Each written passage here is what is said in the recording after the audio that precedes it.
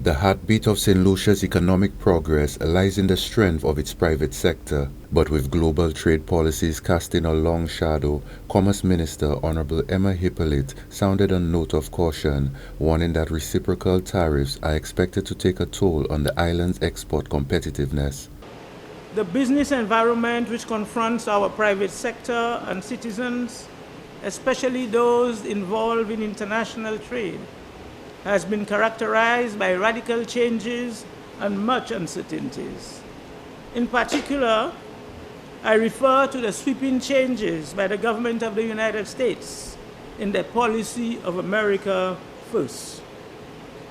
With the introduction of reciprocal tariffs, which is going to impact us in St. Lucia, especially on our exports of our yams, dashing, breadfruit, sea moss, bottled water, spices, cordials, rums, and alcoholic beverages. The Minister for Commerce also drew attention to how the ongoing trade tensions between the United States and China are affecting the island's imports. Also of great concern to us, Mr. Speaker, is the proposed changes in docking fees for China-built ships calling at U.S. ports. If implemented, Mr. Speaker, this will undoubtedly lead to a significant increase in freight costs per container, and hence the landed cost of imported goods, creating further inflationary pressures in our economy.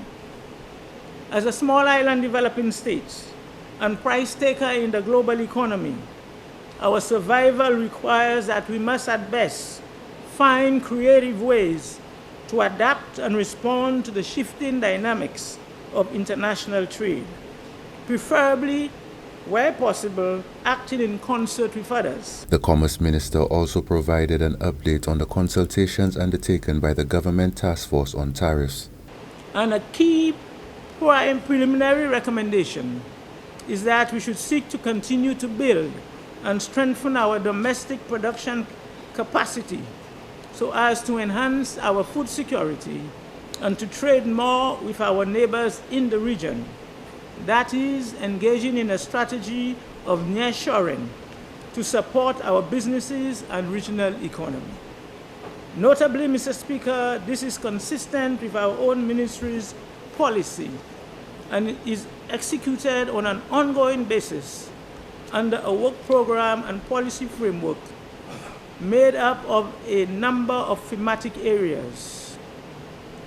And these areas, Mr. Speaker, would be entrepreneurial development, resilient building, consumer welfare, and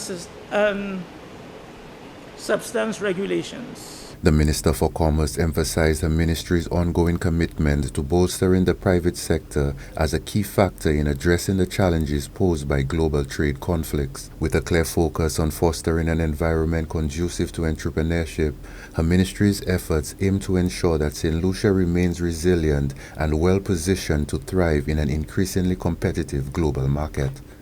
For Choice News Now, I am Jared Lionel.